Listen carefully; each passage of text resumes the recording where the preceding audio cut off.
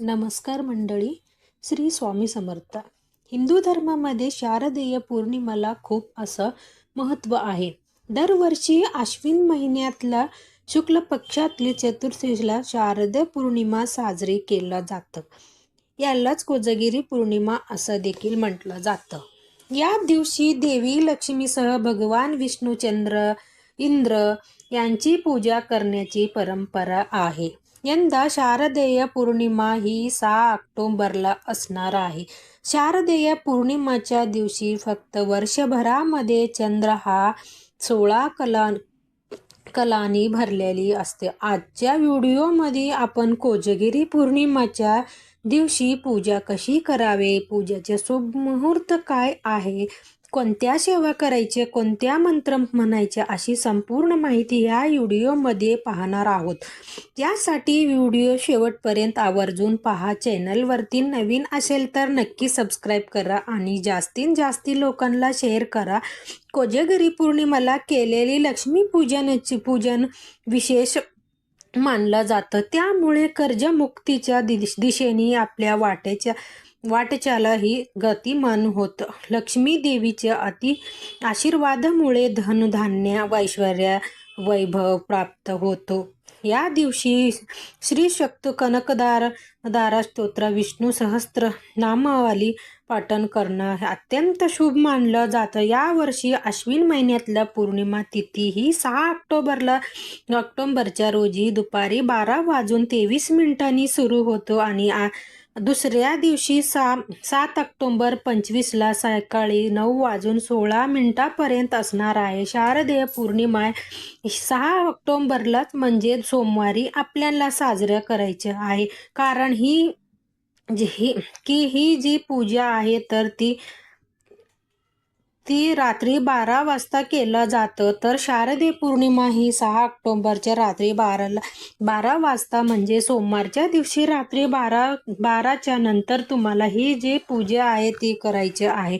यंदा कोजागिरी पौर्णिमा मुहूर्त जो आहे तर ते 6 ऑक्टोबरला म्हणजे सोमवारी रात्री 11:45 पासून ते रात्री 12:34 असणार आहे. त्यामुळे कोजागिरी पूजासाठी आपल्याला 49 मिनिटाचा शुभ मुहूर्त मिळणार आहे. तर ते 6 ऑक्टोबरला चंद्रोदय जो आहे तर ते संध्याकाळी 5:27 होणार आहे. यानंतर तुम्ही चंद्रप्रकाशामध्ये जी खीर आहे तर ती ठेवू शकता. त्यानंतर 12 वाजता पूजा केल्यानंतर आपल्याला देवाला ते नैवेद्य दाखवायचे आहे.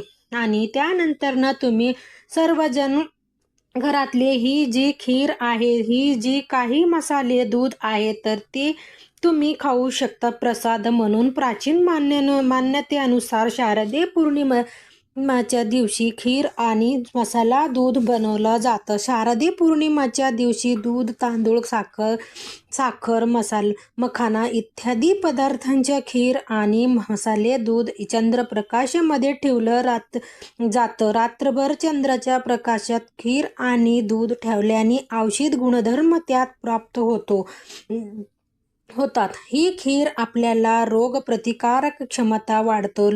लोक निरोगी राहतात. मानसिक आजारामध्ये चंद्र हा मानाचा कारक असल्यामुळे अनेक रोगापासून मुक्त मिळतो अशी देखील मान्यता आहे. चंद्राच्या 16 कला म्हणजे 16 गुण मानलं जातं. प्रत्येक गुण हा एक कलश निगडीत असतो अशी हिंदू धर्मामध्ये श्रद्धा आहे. त्या सर्व 16 कला एक आदर्श व्यक्तिमत्व उपस्थित असतात. भगवान श्रीकृष्ण 16 कला असलेली एक आदर्श व्यक्तिमत्व मानलं जातं. श्रीकृष्ण ही भगवान विष्णूच्या पूर्ण अवतार मानलं जातात. तर भगवान श्रीरामामध्ये केवळ कलाच्या मिश्रण होतो आणि असं मानलं जातं. या कारणास्तव कोजागिरी पौर्णिमेच्या दिवशी चंद्रदेवाच्या पूजा करण्याच्या विशेष असं महत्त्व. कला म्हणजे प्रकाशाच्या त्या अवस्था जो चंद्र पृथ्वीवरून वेगवेगळे आकारामध्ये दिसत असते. अमावस्यापासून पौर्णिमापर्यंत चंद्राचा प्रकाश भाग हळूहळू वाढत जातो आणि पौर्णिमानंतरनं कमी होत जातो. याला चंद्राच्या कला असं देखील म्हटलं जातं.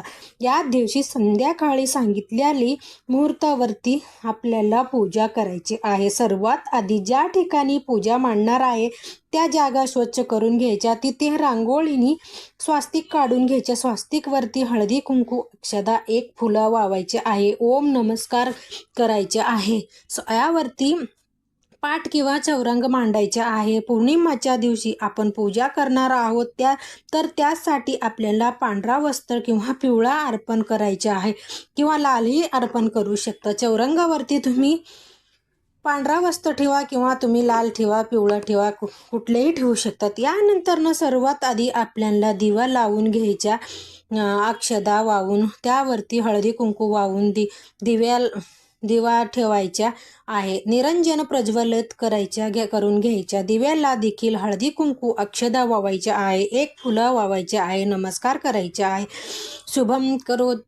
शुभम करोति कल्याणम आरोग्यम धनसंपदा शत्रुबुद्धी विनाशय दीपज्योती नमस्तुते.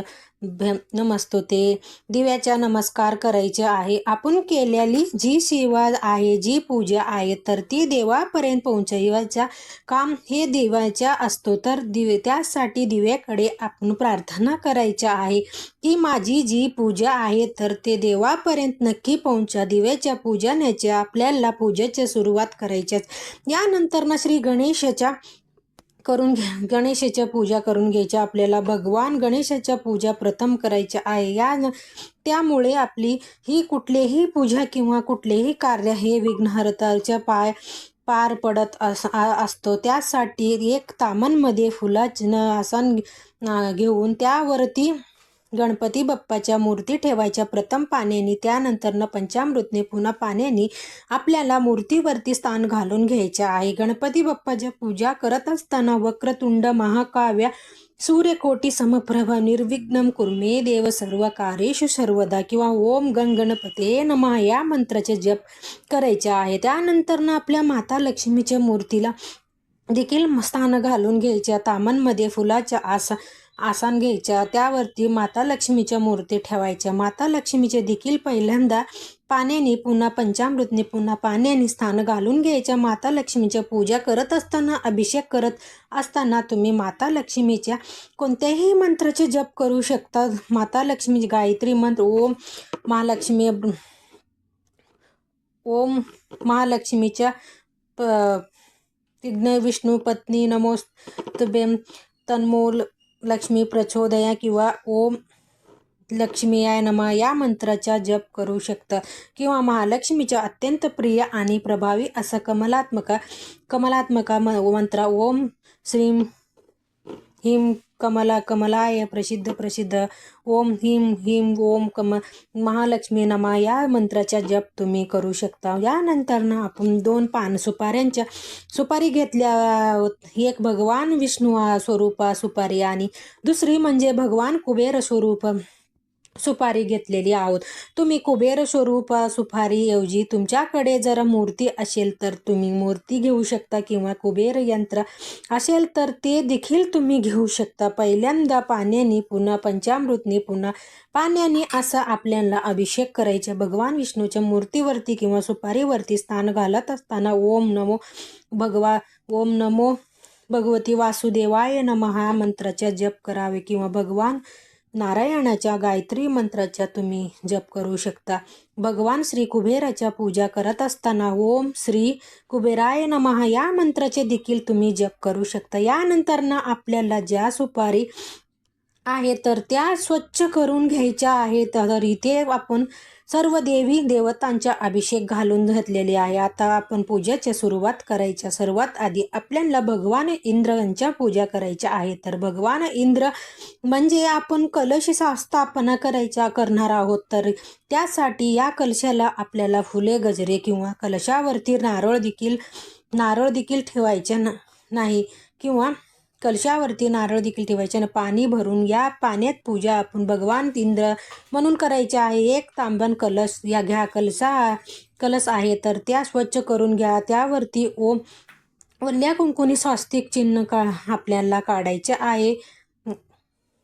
स्वास्तिक काढायचे आहे, चिन्ह काढायचे आहे. शिवाय आपल्याला स्वास्तिकमध्ये 4 बिंदू, बाजूनी 2-2 रेषा देखील मारायचे. कोजागिरी पौर्णिमाच्या दिवशी देवी लक्ष्मीच्या सह भगवान इंद्रदेव देखील पृथ्वीवर येतात आणि ही रात्री अत्यंत महत्त्वाची मानली जातं. या दिवशी देवी लक्ष्मी पृथ्वीवरून इंद्रदेव ही त्यांच्यासोबत ऐरावत हातीवरून प्रवास करतात.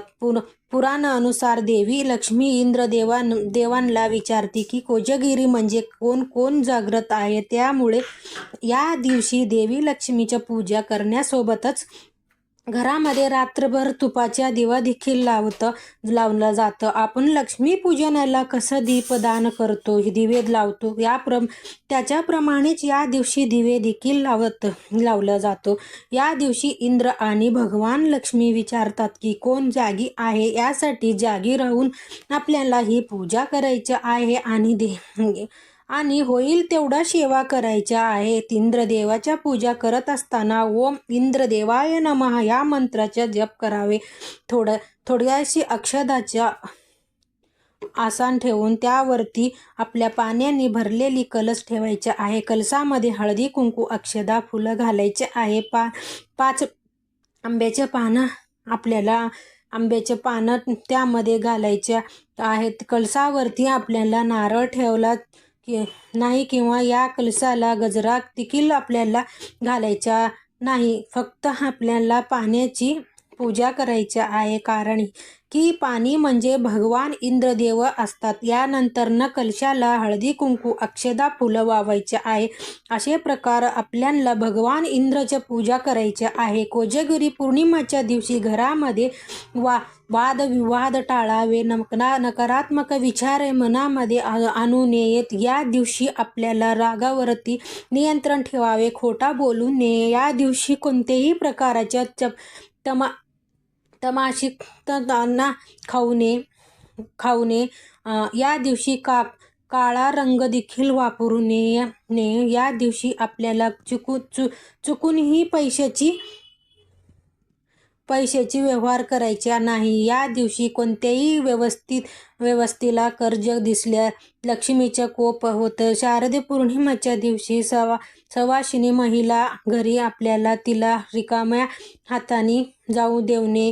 शक्य असल्यास तिच्या ओटी भरावे किंवा हळदी कुंकू लावून आपण थोडाशी आधार करून तिचे आधार होईल तेवढा हातावरती घ्यायचे आहे. संपूर्ण वर्षामध्ये फक्त या दिवशी चंद्र कॉलनी कुललेला असते आणि त्यावरती याच्यासोबत निघणारी किरण हे अमृत समान असतात. ही किरणे दुधात मिसळल्यामुळे दुधाच्या पौष्टिकत्व अधिक वाढतो. म्हणजे कोजागिरी पौर्णिमेच्या रात्री चंद्रप्रकाशामध्ये दूध आणि खीर ठेवलं जातं. असं मानलं जातं की दूध आणि खीर सेवन केल्याने कुठल्यातील चंद्रदोष देखील दूर होतो. म्हणून चंद्रकिरण मिश्रता दुधाच्या सेवन या रात्री अवश्य करायचे आहे. किरणाप्रमाणे चंद्राची किरण देखील शरीराच्या खूप उपयुक्त असतात. म्हणून कोजागिरी नैवेद्य म्हणून ठेवलेले दूध प्रशाने केल्याने रोगप्रतिकारक शक्ती वाढतो आणि आरोग्य देखील प्राप्त होतो. या दिवशी चंद्र जो आहे तर ते पृथ्वीच्या सर्वात जवळ असतात आणि त्या रात्री चंद्राच्या किरणामुळे औषध गुणाचे प्रभाव सर्वाधिक वाढतो. यासाठी शुभ रात्री किरण शोषण घ्यायची क्षमता शुभ दुधामध्ये असल्यामुळे चंद्राच्या दुधाचा नैवेद्य दाखवला जातो. कोजागिरी पौर्णिमेच्या रात्री आकाशातून अमृताचा वर्षाव होतो. इंद्रदेवा त्यांच्या अमृत किरणाने पृथ्वीवरती त्यांच्या शीतलता आणि पोषण शक्तीचा अमृत वर्षाव करतात आणि वर्षावर आनंद लोटण्यासाठी मोकळ्या आकाशाखाली दूध जे आहे तर ते आठवलं जातं. तर पहिला विड्याच्या पानावरती आपल्याला गणपती बाप्पाच्या स्थापना करायची आहे. पहिल्यांदाच अक्षदाचे आसन घ्यायचे, हळदी कुंकू ओवायचे, त्यावरती पहिला पानावरती आपल्याला गणपती बाप्पाच्या स्थापना करून घ्यायच्या. दुसऱ्या विड्याची पानावरती भगवान विष्णू स्थापना करायचे आहे. तिसऱ्या विड्याच्या पानावर माता लक्ष्मीच्या स्थापना करायची आहे आणि त्यानंतर चौथा विड्याच्या पानावर आपल्याला भगवान कुबेराच्या स्थापना करायच्या आहे. सर्व देवी देवतांच्या हळदी कुंकू अक्षदा ओवायच्या आहे, फूल अर्पण करायचे आहे. त्यानंतर आपल्याला भगवान चंद्र यांच्या पूजा करायची आहे. तर चंद्राची पूजा करण्यासाठी तांदूळाची रास घेतलेली आहे. तुम्ही हवा असेल तर तांदूळाचा रास घालू शकता किंवा एखादी चांदीच्या नाणं देखील या पूजनामध्ये भगवान चंद्रदेवा म्हणून त्यांची पूजा करू शकता. भगवान चंद्रदेवाच्या पूजा करत असताना ओम सोम सोमाय नमः या मंत्राचा जप करायचे आहे. हळदी कुंकू आणि अक्षदा आणि फुलं वाहून घ्यायचे आहे. त्यानंतर आपण चंद्रप्रकाशामध्ये जे खीर आटवलेली होतं तर त्या खीराच्या नैवेद्य आपल्याला या दिवशी देवी देवतांना दाखवायच्या आहे. प्रथम खीर जी आहे तर ती चंद्रप्रकाशामध्ये आटवलेल्या जातं, दूध आटवलेला जातं. त्याच्या नैवेद्य आपल्याला सर्व देवी देवतांना दाखवायचं, चंद्र देखील दाखवायचं आणि यानंतर आपल्याला ही नैवेद्य जो आहे तर ते प्रसाद म्हणून खायचं. खूप धूप ओवाळून घ्यायच्या, धूप दीप ओवाळून घ्यायच्या, देवीची आरती करून घ्यायचे. या दिवशी माता लक्ष्मीची आरती केल्याने, माता लक्ष्मीच्या पूजा केल्याने आपल्याला घरामध्ये सुख समृद्धी धन ऐश्वर हे प्राप्त होत लाभतो. यासाठी आपल्याला लक्ष्मीच्या पूजा या दिवशी रात्री नक्की करायचे आहे, कारण की या रात्री माता लक्ष्मीच्या ही पृथ्वीवरती येते असतं आणि कोणी जाग आहे तर ते बघत असते. तर त्यासाठी अवश्य जागून राहा. तुम्हाला माता लक्ष्मीच्या पूजा आरती मंत्र साधन या दिवशी अवश्य करायचे आहे. सोमवारी संध्याकाळी आपल्याला रात्री 12 वाजता ही पूजा मांडणी सांगितल्याप्रमाणेच आहे. तर ही साधी सोपी पूजा तुम्हाला रात्री 12 वाजता शुभ मुहूर्तावर सांगितलेली प्रमाणे करायचे आहे. यासोबत चंद्रोदय झाल्यानंतर तुम्हाला चंद्राला अर्घ देखील घालायचे आहे. अर्घ कसं घालायचे, एखादी तांबन कलश आपल्याला भरून घ्यायच्या किंवा चांदीचे घेऊ शकता. त्यामध्ये पाणी भरायचे आहे. त्यामध्ये आपल्याला थोडासा कच्चा दूध टाकायचे आहे, तेवढीशी पांढऱ्या अक्षदा टाकायच्या, हळदी कुंकू आणि पांढरा फुलं टाकायचे आहे. त्यानंतर जो अर्घ आहे, जो आपण जेव्हा सूर्याला अर्घ देतो, सूर्याला जल अर्पण करतं, त्याचा प्रकाश आपल्याला चंद्रदेवाला देखील अर्घ अर्पण करून घ्यायचे आहे. इंद्राच्या देखील करायचे. चंद्रदेवतेच्या पूजा करत असताना ओम सोमाय नमः ह्या मंत्राचे जास्तीत जास्त आपल्याला जप करायचे आहे.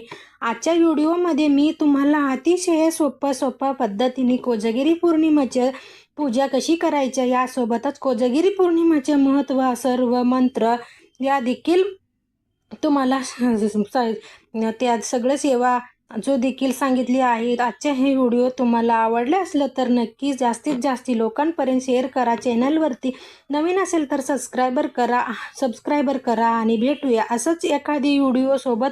तोपर्यंत खूप खूप धन्यवाद. Bye bye. भेटूया नेक्स्ट व्हिडिओमध्ये. श्री स्वामी समर्थ.